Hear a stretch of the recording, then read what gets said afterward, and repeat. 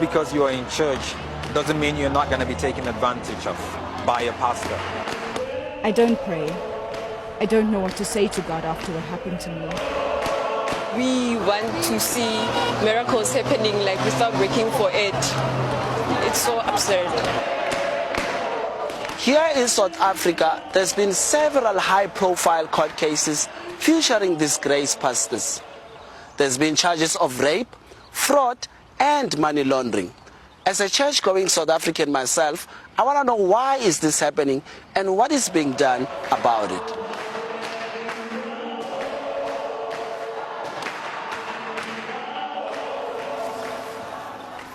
Lubanzi, not her real name, was raped by her pastor, a man she trusted. One day he started asking me about my sex life and my HIV status. Then he made me a drink. He said it would help my heartburn, but it tasted sour and made me sleepy. I woke up naked in his bed.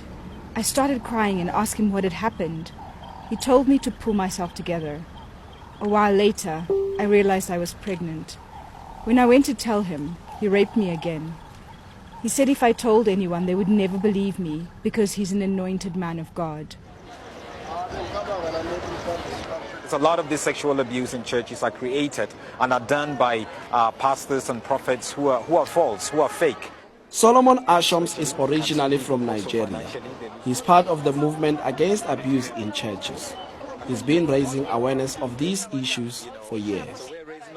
There are so many horrible abuses that I've encountered. You know, I've encountered a 14-year-old who was allegedly raped by a prophet. I've come across people who have lost money and they give all their money to the prophet and now they live in a garage. All the abuses are continental. You get it across the continent. In Lagos, Nigeria, the same story. In Accra, Ghana. But being in South Africa for me, myself, you know, and looking at why people are flocking to these churches, I see there's a very sense of hopelessness in life. Your life has no meaning. You're trying to get meaning to your life. There's also desperation and trying to get out of poverty.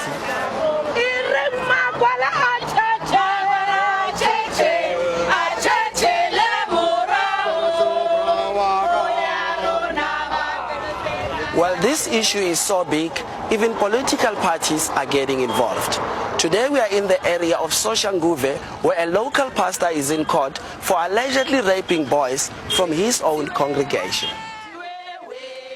We want to prevent this from happening in the near future, for the pastors to see that we are watching them, not only the pastors, but each and every person who's doing this kind of things, raping our children. These pastors come from other places, they erect tents and suddenly they perform miracles, and we want to see miracles happening like without working for it.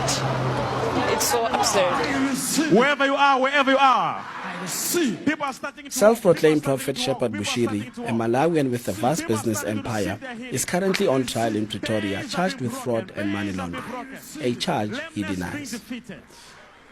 The BBC went to meet him in 2018. He claimed that through him, God could cure HIV. One time I called all doctors in Pretoria to come, and they brought HIV people. They tested the people before prayer, and I prayed for them, and they tested again. I'm talking about doctors. And the people were negative. Wave the hands, wave the hands, wave the hands, wave the hands. Receive your deliverance, receive your deliverance. Freedom of religion is ingrained in South Africa's constitution, making it difficult to legislate against controversial churches. But there is one organization, the CRL Rights Commission, trying to hold them to a higher standard. The first problem is that as a nation we don't know who's a religious leader, where they are based, what they are doing, what their history is.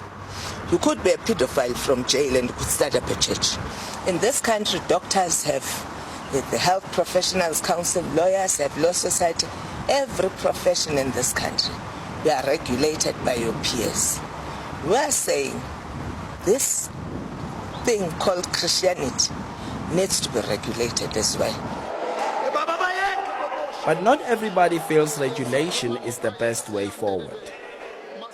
We praise and lift you up, O God, King.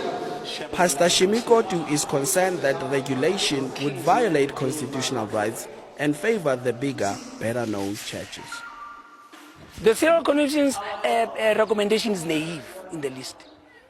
Because what you're saying, you see the situation where a secular government is trying to determine which preacher is true and who is false. A secular government which says, I would never give the spiritual or not. What are the tools they have to tell one false preacher from a good preacher? To start with, the very people they have appointed to spearhead the process, who vetoed the decision? Who decided that these are pure preachers? And what was the criteria? I think there's a conversation there that needs to keep going on until we get to a place where we find a common ground in dealing with this issue, a big problem in the church.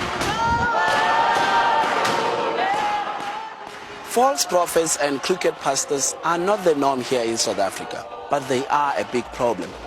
It seems that we South Africans are looking for a miracle, an easy fix to our lives. Listening to all the stories I've had while making this film has been depressing, but it's also been promising that good people do care, and hopefully we can get right back on track.